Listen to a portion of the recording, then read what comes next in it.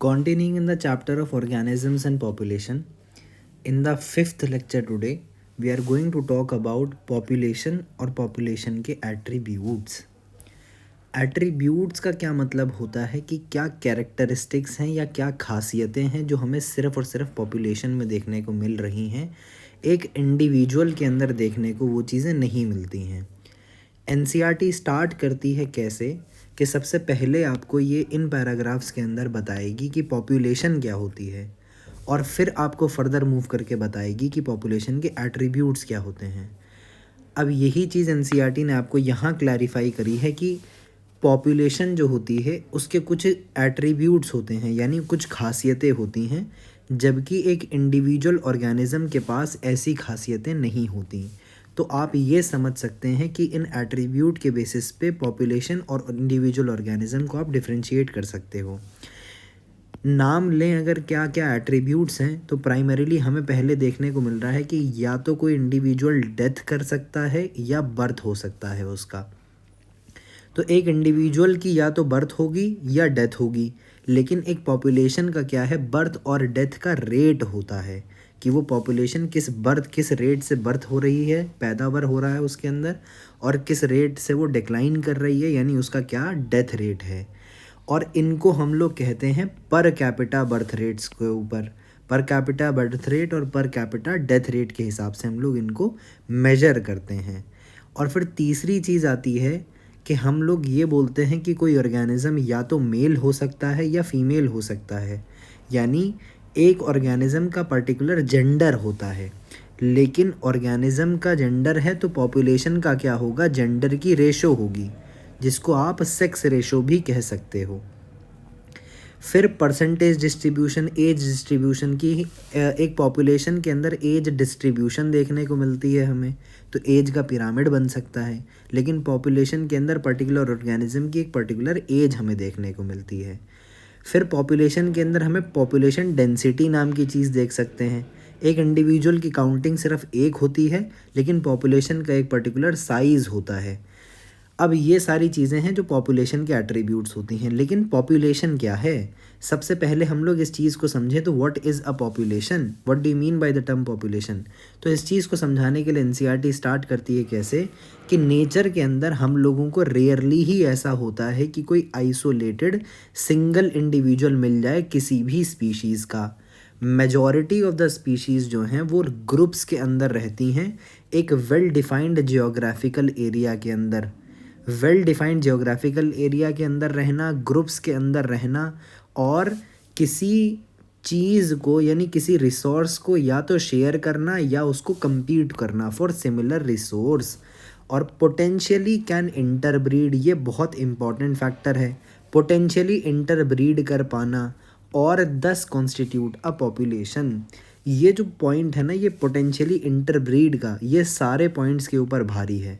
Potentially interbreed कर सकते हों उनके इंडिविजुअल ऑर्गेनिजम्स, एक ग्रुप के इंडिविजुअल ऑर्गेनिजम्स पोटेंशियली इंटरब्रीड कर सकते हों, वेल डिफाइंड जियोग्राफिकल एरिया के अंदर रहेंगे, शेयर करेंगे एक सिमिलर रिसोर्स को या फिर compete करेंगे एक सिमिलर रिसोर्स को, और कंस्टिट्यूट करेंगे क्या, एक पॉपुलेशन। अब एनसीईआरटी आपको क्या बताती है कि भाई देखो कि जो टर्म इंटरब्रीडिंग हमने यहाँ बोला, इंटरब्रीडिंग बोला, पोटेंशियली इंटरब्रीड कर सकते हैं, तो ये भाई आप समझ रहे हो इंटरब्रीड कर पाना यानी दो ऑर्गेनिज्म मिल के इंटरब्रीड करेंगे। तो इससे ये समझ में आया आपको कि भैया सेक्सुअल रिप्रोडक्शन की बात हो रही है ना। लेकिन एनसीईआरटी यहीं क्लैरिफाई कर रही है कि although the term interbreeding implies sexual reproduction, लेकिन एक ग्रुप ऑफ इंडिविजुअल जो कि रिजल्टेंट हों किससे, एसेक्सुअल रिप्रोडक्शन से, उनको भी आप जनरली एक पॉपुलेशन ही मानोगे for the purpose of ecological studies. यानी इकोलॉजी के अंदर आप एसेक्सुअल रिप्रोडक्शन की भी प्रोजेनी को और सेक्सुअल रिप्रोडक्शन की भी प्रोजेनी को पॉपुलेशन ही कंसिडर करते हो, और उसकी डेफिनेशन हमारी यहीं पे वही खड़ी है, अभी भी बकाया वही, कि पोटेंशियली इंटरब्रीड कर सकते हो उसके इंडिविजुअल मेंबर्स, उसको आप पॉपुलेशन कहोगे।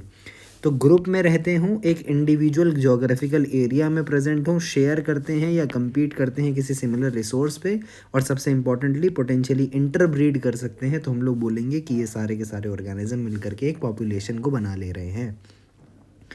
फिर बात आती है क्या कि एग्जाम्पल्स देके एनसीईआरटी हमको समझाती है कि मान लो कि कॉर्मोरेंट्स जो हैं हमारे एक वेटलैंड के अंदर, तो कॉर्मोरेंट्स क्या है, इस चिड़िया का नाम जो है कॉर्मोरेंट है, ये चिड़िया हमारी कॉर्मोरेंट है। तो आप देख सकते हो कि ये वेटलैंड के अंदर बहुत सारे कॉर्मोरेंट्स हैं, तो ये एक हो गया ये इंडिविजुअल, और इसके ऐसे बहुत सारे लोग हो गई इसकी पॉपुलेशन। तो cormorants in a wetland, rats in an abundant dwelling, एक लावारिस पड़े हुए घर के अंदर बन रहे चूहे, पैदा घूम रहे चूहे, वो भी एक पॉपुलेशन है। Teak wood trees in a forest tract, एक फॉरेस्ट के ट्रैक्ट के अंदर मिलते हुए हमें ये टीक वुड के ट्रीज़, आप देख सकते हो कि ये इंडिविजुअल पेड़ है लेकिन ऐसे बहुत सारे होंगे तो वो पॉपुलेशन बन जाएगी एक। फिर बैक्टीरिया जो है एक कल्चर प्लेट पे, लोटस प्लांट्स हो गए एक पॉन्ड के अंदर, तो ये प्लांट देख सकते हैं हम लोग, ये एक लोटस एक इंडिविजुअल मेंबर लेकिन ऐसे बहुत सारे मिल जाएंगे तो ये पॉपुलेशन कॉन्स्टिट्यूट हो जाएगी। तो यही चीज़ हमने पढ़ी क्या कि ये एनसीईआरटी ने हम लोग को एग्जाम्पल समझाए क्या क्या एग्जाम्पल्स हो सकते हैं पॉपुलेशन के।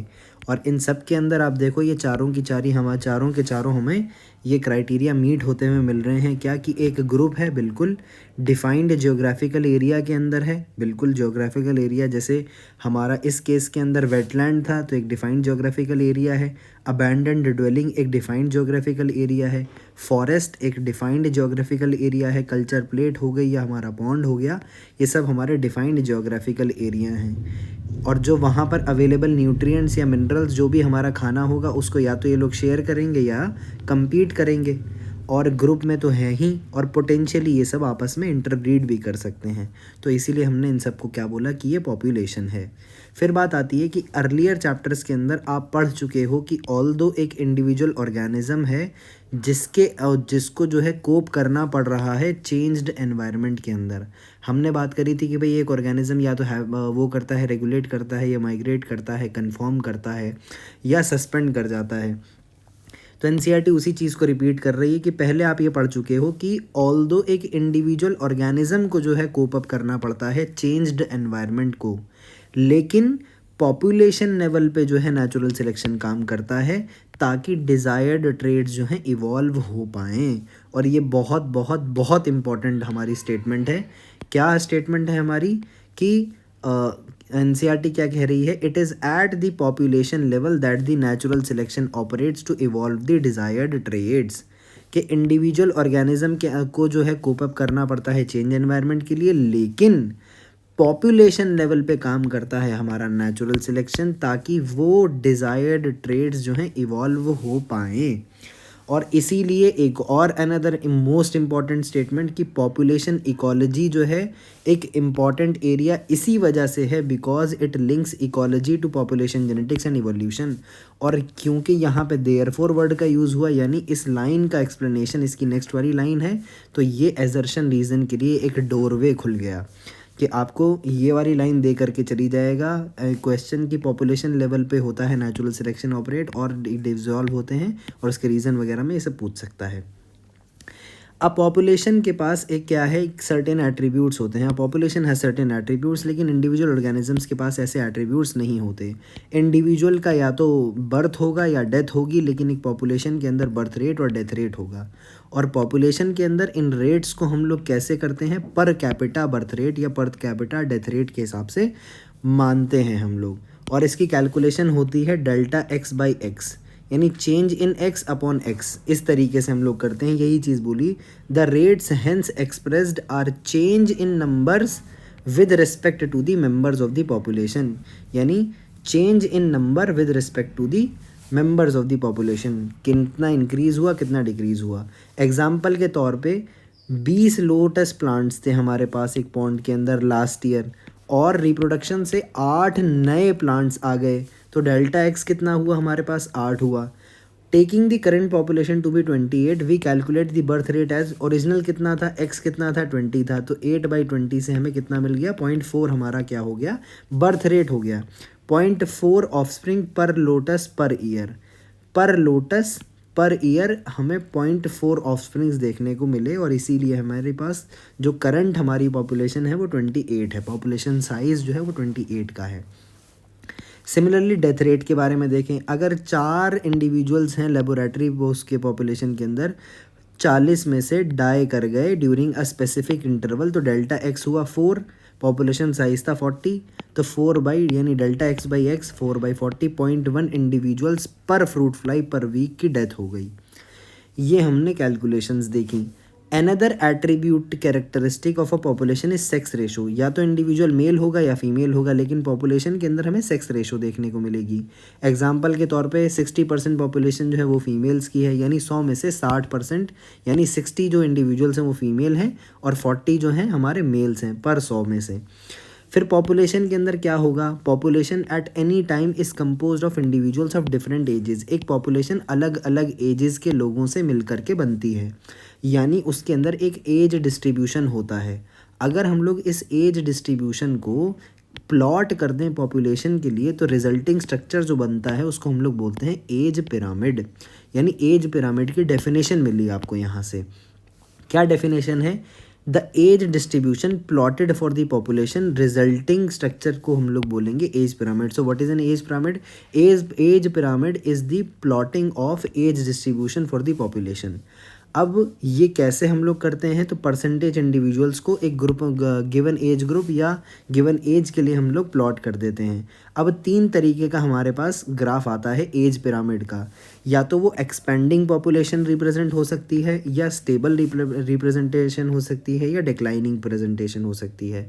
ये हमारे इंडिकेशन है किस हिसाब से कि 3 एज ग्रुप्स के अंदर हम लोग हमारे इसको बांटते हैं, कि पहला कि पोस्ट रिप्रोडक्टिव, यानी जो लोग रिप्रोडक्टिव एज को क्रॉस कर चुके, यानी बूढ़े लोग कितने हैं, फिर जवान लोग कितने हैं रिप्रोडक्टिव एज, और बच्चे कितने हैं, ये प्री रिप्रोडक्टिव हो गया हमारे पास।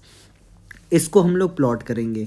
अब ह्यूमन पॉपुलेशन के लिए the age pyramid generally shows age distribution of males and females in a diagram. अब ये मेल और फीमेल को शो करता है जनरली, और शेप जो है पिरामिड की ये रिफ्लेक्ट करती है ग्रोथ स्टेटस को। तो ग्रोथ स्टेटस को क्या रिफ्लेक्ट करता है, ये भी क्वेश्चन इंपॉर्टेंट हो गया। The shape of the pyramid reflect the growth status of the population, कि भैया ग्रोइंग पॉपुलेशन है तो क्या शेप होगी, स्टेबल पॉपुलेशन है तो क्या शेप होगी, और डिक्लाइनिंग पॉपुलेशन है तो क्या शेप होगी। हम लोग यहाँ देख सकते हैं, मैंने बना भी रखा है, एक्सपेंडिंग पॉपुलेशन कुछ आपको ट्रायंगुलर शेप की दिख रही है, तो शेप क्या थी, ट्रायंगुलर थी, जिससे हमें पता चला कि पॉपुलेशन ग्रो कर रही है। ये कुछ ना कुछ डॉम शेप का हमें दिख रहा है, तो स्टेबल पॉपुलेशन डॉम शेप की हो गई, और डिक्लाइनिंग के अंदर हमारी ये सिकल सेल की शेप आ रही है, तो हमें पता चला डिक्लाइनिंग के लिए सिकल शेप आई। अब बात आती है कि हमें इनको पता कैसे चल रहा है, हम इंटरप्रेट कैसे कर पा रहे हैं। अब आप गौर से इन एज पिरामिड्स को देखो ह्यूमन पॉपुलेशन के लिए जो आपको दे रखे हैं, तो ये ऊपर के जो 4 चीज़ें हैं, ये मैंने लिखा भी हुआ है कि ये 1 2 3 और 4, ये जो 4 हमारे जो बॉक्सेस हैं ये तो सब में कॉमन है, तो इनको तो देख के कुछ पता चल नहीं रहा है, यानी हम लोग इनको कर दें अगर इरेज, तो हमें मेन पता किससे चलना है, हमें मेन पता चलना है ये जो नीचे के जो 2 दे रखे हैं इनको देख करके, कि हमारे पास बच्चे कितने हैं और जवान लोग कितने हैं। तो अगर तो हमारे पास बच्चे ज़्यादा हैं, यानी नेक्स्ट जनरेशन जो है हमारे पास बड़ी है, तो यानी हमारी पॉपुलेशन एक्सपैंड कर रही है। अगर हमारे पास जो एजड लोग हैं जो रिप्रोडक्टिव स्टेज में हैं और जो प्री रिप्रोडक्टिव स्टेज में, ये दोनों बराबर हैं, जितने जवान लोग उतने ही हमारे पास बच्चे, यानी उतनी वो हमारी पॉपुलेशन हो गई स्टेबल। फिर हम लोग देख पा रहे हैं कि हमारे पास जितने जो लोग हैं जवान और जो बच्चे हैं वो कम हैं, तो हमारी पॉपुलेशन डिक्लाइन कर रही है, यानी नेक्स्ट जनरेशन का जो नंबर है वो डिक्रीजिंग है। तो हमें ये जो नीचे के 2 डब्बे हैं इनको देख करके ये पता चल जाएगा कि कौन सा एज पिरामिड है और कौन सा हमारा रिप्रेजेंटेशन हो रखा है, एक्सपैंडिंग है, स्टेबल है या डिक्लाइनिंग है। फिर हम लोग फर्दर मूव करें कि जो पॉपुलेशन का साइज़ है ये बहुत कुछ बताता है उसके स्टेटस के बारे में, उसकी हैबिटेट के अंदर जो कुछ चल रहा है। जो भी हम लोग इकोलॉजिकल प्रोसेस बनाना चाह रहे हैं, इन्वेस्टिगेट करना चाह रहे हैं पॉपुलेशन के अंदर, चाहे वो आउटकम हो कंपटीशन का दूसरी स्पीशीज़ के साथ, या वो किसी प्रेडेटर का इफ़ेक्ट हो या इम्पैक्ट हो, या पेस्टिसाइड का एप्लीकेशन का इफ़ेक्ट देखना हो, हमें हम लोग सब कुछ जो इवेलुएट करते हैं वो any change in population size के हिसाब से वो करते हैं कि हाँ भैया कितना इवैल्यूएशन हुआ है, ये हमें पता चलेगा कि पॉपुलेशन के साइज़ में कितना बदलाव आया है। ये चीज़ समझनी बहुत इंपॉर्टेंट है, दोबारा समझो। कि जो साइज़ है ना पॉपुलेशन का, वो बहुत कुछ हमें बताता है कि उस पॉपुलेशन के स्टेटस के बारे में, कि उसकी हैबिटेट के अंदर उसका क्या स्टेटस है, क्या उसके साथ हो रहा है। ये चीज़ हमें बहुत कुछ पता चलता है उसके पॉपुलेशन साइज़ से। हमें कोई भी इकोलॉजिकल प्रोसेस अगर इन्वेस्टिगेट करना है किसी पॉपुलेशन के अंदर, अब वो क्या एग्जांपल देते हैं कि कौन सा इकोलॉजिकल प्रोसेस। पहला एग्जांपल कि मान लो हमें एक कंपटीशन को इवैल्यूएट करना है कि दो स्पीशीज़ के बीच में कंपटीशन चल रहा है, तो हमें ये इकोलॉजिकल प्रोसेस जो है कंपटीशन वाला इवैल्यूएट करना है। या फिर दूसरा एग्जांपल कि हमने जो है एक प्रेडेटर देखा, प्रेडेटर का क्या इम्पैक्ट रहा पॉपुलेशन के ऊपर, ये हमें इवैल्यूएट करना है। या हमने पेस्टिसाइड की एप्लीकेशन करी, उसका इफ़ेक्ट स्टडी करना है, ये इकोलॉजिकल इफ़ेक्ट है हमारा। अब ये सब जो भी हमें इफ़ेक्ट्स देखने को मिल रहे हैं, ये हम लोग इवैल्यूएट किसके हिसाब से करेंगे कि पॉपुलेशन के साइज़ में कितना चेंज आया है। द साइज़ इन नेचर, अब क्या है कि भाई जो पॉपुलेशन का साइज़ के हिसाब से, ये बात हो गई हमारी कंप्लीट। यहाँ तक एनसीईआरटी ने हमें क्या बताया कि भाई हमें कुछ भी अगर प्रोसेस इवैल्यूएट करना है, क्या चीज़, हमें कोई भी इकोलॉजिकल प्रोसेस इवैल्यूएट करना है, इन्वेस्टिगेट करना है एक पॉपुलेशन के अंदर, तो हम लोग किस इफेक्ट में पढ़ेंगे, पॉपुलेशन के साइज़ के हिसाब से पढ़ेंगे। अब एनसीईआरटी हमें एक बात कंप्लीट कर दी एनसीईआरटी ने कि पॉपुलेशन के साइज़ की इंपॉर्टेंस क्या है, कि हमें कोई भी प्रोसेस का जो इन्वेस्टिगेशन करना है पॉपुलेशन के अंदर, वो हम लोग पॉपुलेशन के साइज़ के हिसाब से करते हैं, तो ये इसकी सिग्निफिकेंस है। अब दूसरी बात एनसीईआरटी हमसे क्या करने वाली है कि पॉपुलेशन का साइज़ कितना कितना हो सकता है। तो यहाँ से हमारी दूसरी बात शुरू हुई कि पॉपुलेशन का साइज़ जो है वो नेचर के अंदर बहुत कम हो सकता है। जैसे साइबेरियन क्रेन्स जो हैं बहुत 10 से भी कम आती हैं, और मिलियंस में भी जा सकता है पॉपुलेशन का साइज़। जैसे क्लमाइडोमोनास का एक पॉन्ड के अंदर एग्जांपल ले लिया हमने, तो ये हमने हमें बताया इसने पॉपुलेशन का साइज़ कितने से कितना हो सकता है। अब तक दो बातें बता चुकी है इसके हर बारे में हमें कि पॉपुलेशन के साइज़ की इंपॉर्टेंस क्या है, कि हमें कोई भी इकोलॉजिकल प्रोसेस की स्टडी करनी है, इन्वेस्टिगेशन करना है, तो हम लोग पॉपुलेशन साइज़ के टर्म्स में पढ़ेंगे। दूसरी चीज़ अब तक इसने बताई हमें कि पॉपुलेशन का साइज़ बहुत कम भी हो सकता है और मिलियंस तक भी जा सकता है। इसके एग्जाम्पल्स बताए इसने। अब ये वाली जो स्टेटमेंट एनसीईआरटी ने हमें दी ना, ये एक जो है हमारी आपत्तिजनक स्टेटमेंट है, बिकॉज हमें जब इसने माइग्रेशन के बारे में पढ़ाया था एनसीईआरटी ने, तब हमको बताया था every winter the famous Keoladeo national park जो भरतपुर राजस्थान के अंदर है, इसके अंदर थाउजेंड्स ऑफ माइग्रेटरी बर्ड्स आती हैं जो कि साइबेरिया से हैं। लेकिन यहाँ पर इस पैराग्राफ के अंदर हमें एनसीईआरटी बता रही है कि साइबेरियन क्रेन्स जो हैं लेस दैन 10 होती हैं। तो उधर 1000 बोला था, थाउजेंड्स बोला था, हज़ारों में, और यहाँ पर लेस दैन 10 बोल रही है। तो बहरहाल यहाँ पर डाटा इंपॉर्टेंट नहीं है, यहाँ पर आपको सिर्फ इतना ध्यान रखना है कि इन लाइंस के थ्रू एनसीईआरटी बस आपको एक बात बताना चाह रही है कि जो साइज़ है पॉपुलेशन का वो बहुत कम भी हो सकता है और बहुत ज़्यादा भी हो सकता है कि मिलियंस में पहुँच जाए। 1 मिलियन 10 लाख के बराबर होता है, यानी लाखों में पहुँच जाए साइज़ पॉपुलेशन का, और बहुत कम भी हो जाए। तो वेराइटी है हमारे पास, कोई परेशानी वाली बात नहीं है। हम लोग फर्दर मूव करें तो तीसरी बात एनसीईआरटी क्या कह रही है कि पॉपुलेशन को जो साइज़ है, जिसको टेक्निकली हम लोग पॉपुलेशन डेंसिटी के नाम से जानते हैं, उसको हम लोग टेक्निकल टर्म्स में एन से डिनोट करते हैं, डेजिग्नेट करते हैं लेटर एन से। यानी एन जब भी लिखेंगे हम लोग, इसका क्या मतलब है, हम लोग पॉपुलेशन की डेंसिटी यानी पॉपुलेशन के साइज़ को हम लोग रिप्रेजेंट कर रहे हैं। अब बात कर रही है कि it need not necessarily be measured in numbers only. अब हमें तीसरी बात एनसीईआरटी बात कर रही है कि पॉपुलेशन की जो डेंसिटी है यानी पॉपुलेशन का जो साइज़ है उसको नापना कैसे है। अब तक 3 बातें हमसे एनसीईआरटी ने करी। पहली बात, इसकी इंपॉर्टेंस यहाँ बताई थी कि भाई पॉपुलेशन का जो साइज़ है उसकी क्या क्या इंपॉर्टेंस है। फिर दूसरी बात इसने बताई कि पॉपुलेशन का साइज़ कितना हो सकता है। फिर तीसरी बात ये बोल रही है कि ज़रूरी नहीं है हमें इसको सिर्फ और सिर्फ नंबर्स में ही नापना है। ऑल्दो टोटल नंबर जो है ये जनरली मोस्ट अप्रोप्रिएट मेजर रहता है पॉपुलेशन के साइज़ यानी पॉपुलेशन की डेंसिटी का, लेकिन कुछ केसेस ऐसे हैं जिसके अंदर पॉपुलेशन का जो टोटल नंबर है, टोटल नंबर जो है, वापस से बात करो, टोटल नंबर जो है ये मीनिंगलेस होता है या मुश्किल होता है डिटरमाइन करना। एग्जाम्पल के तौर पे पहला एग्जाम्पल इस बात को समझाने का, ये जो बात है एनसीईआरटी की, although total number is generally the most appropriate major of the population density, लेकिन कुछ केसेस के अंदर या तो ये मीनिंगलेस होता है या फिर ये डिफ़िकल्ट होता है मेजर करना या डिटरमाइन करना। अब ये जो स्टेटमेंट एनसीईआरटी ने दी, इसको समझाने के लिए आगे के पैराग्राफ्स चलेंगे कि भैया हमें टोटल नंबर की ज़रूरत क्यों नहीं है। ये चीज़ एनसीईआरटी समझाएगी अगले पैराग्राफ्स के अंदर कि मान लो एक एरिया के अंदर 200 पार्थेनियम के प्लांट्स हैं, लेकिन एक सिंगल बहुत बड़ा enormous huge banyan tree present है जिसकी एक लार्ज कैनोपी है। तो अब क्या आप ये बोलोगे कि भाई 200 जो पार्थेनियम के प्लांट्स हैं बिल्कुल कुछ भी नहीं है इसके हमारे बनियान ट्री के कंपैरिजन में? क्या आप ये कहने लगोगे कि भाई अगर क्योंकि ये 200 हैं तो इसका इम्पैक्ट जो है ज़्यादा है? ऐसा तो नहीं कह सकते हम लोग। यही चीज़ एनसीईआरटी ने बोली कि in an area if there are 200 parthenium plants लेकिन only a single huge banyan tree with a large canopy, stating that ये बोलना कि जो पॉपुलेशन डेंसिटी है बनियान ट्री की वो बहुत लो है, it is low relative to that of the parthenium amounts to understanding the enormous role of the banyan tree in the community. इसका मतलब ये कि हम लोग अंडर एस्टिमेट कर रहे हैं, अंडर एस्टिमेट कर रहे हैं एनॉर्मस रोल को जो कि बैनियान ट्री का है उस कम्युनिटी के अंदर। अगर हम ये वाली बात बोल रहे हैं कि भैया हमारे पास 200 पार्थेनियम के प्लांट्स हैं और सिर्फ एक बैनियान ट्री है, तो हम जो है बेवकूफ़ी की बात कर रहे हैं। इसीलिए एनसीईआरटी ने बोला कि although total number generally most important appropriate measure होता है पॉपुलेशन डेंसिटी का, लेकिन कुछ केसेस के अंदर ये मीनिंगलेस है। तो ये वाले केस के अंदर ये मीनिंगलेस है कि भाई बैनियान ट्री ऑल्दो सिर्फ और सिर्फ एक है, लेकिन अगर हम लोग ये कह रहे हैं कि 200 पार्थेनियम के जो प्लांट्स हैं वो एक बैनियान ट्री से सुपीरियर हो गए, तो ये मीनिंगलेस बात है, बिकॉज हम लोग इसका जो पॉपुलेशन डेंसिटी है वो हम लोग अंडर एस्टिमेट कर रहे हैं। सेकंड केस के बारे में हम लोग बात करें, अब एनसीईआरटी इसी में बोल रही है कि in such cases the percent cover और biomass is a more meaningful measure of the population size. अगर ये बैनियान ट्री वाला केस हम लोग डिस्कस कर रहे हैं, ऐसे केसेस के अंदर जो परसेंट कवर है या जो बायोमास है वो ज़्यादा हमारा मीनिंगफुल मेजर है पॉपुलेशन के साइज़ का।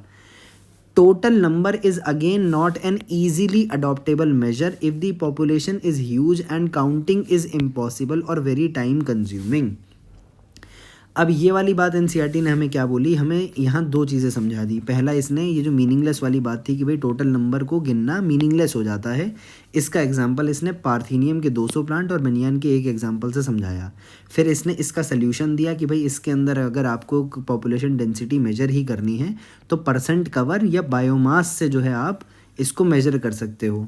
तो इसके सल्यूशन में आपसे ये पूछा भी जा सकता है कि एक एरिया के अंदर 200 पार्थेनियम के प्लांट्स हैं और एक सिंगल ह्यूज बैनियान ट्री है, अब आप इसकी पॉपुलेशन डेंसिटी को कैसे मेजर करोगे?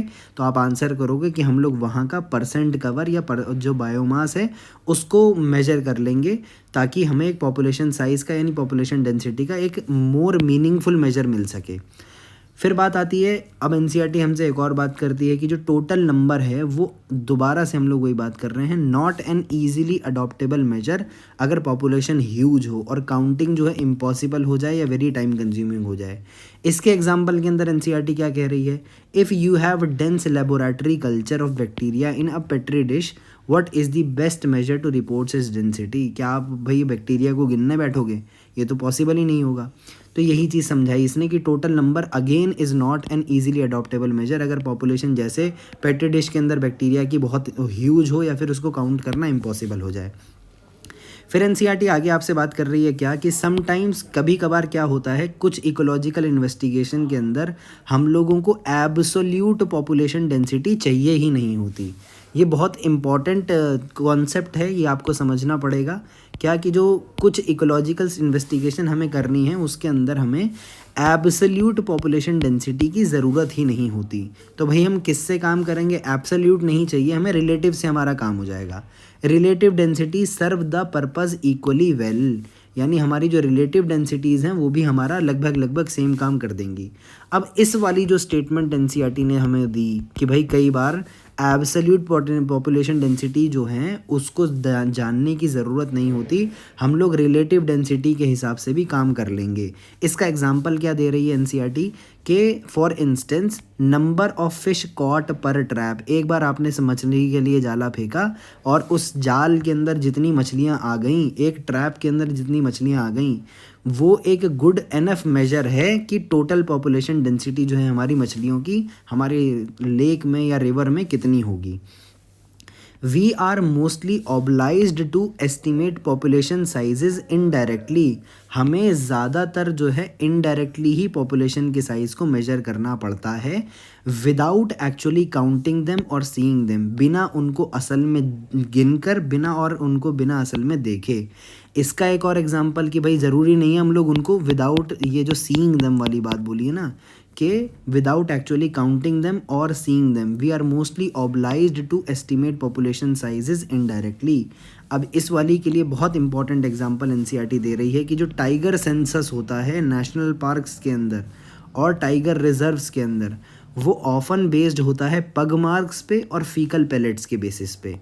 तो ये भी हमारी स्टेटमेंट इससे कनेक्टेड हो गई। अब आपको ये पता है कि भाई अगर ये सीइंग देम वाला ऑप्शन है तो भैया टाइगर के सामने जाके उसको गिन तो सकते नहीं, फॉर ऑब्वियस रीजंस। यही चीज़ एनसीईआरटी समझा रही है कि हम लोग जो हैं मोस्टली ऑब्लाइज्ड होते हैं कि हम पॉपुलेशन के साइज़ को इनडायरेक्टली जो है एस्टिमेट करें, विदाउट एक्चुअली काउंटिंग देम या विदाउट एक्चुअली सीइंग देम।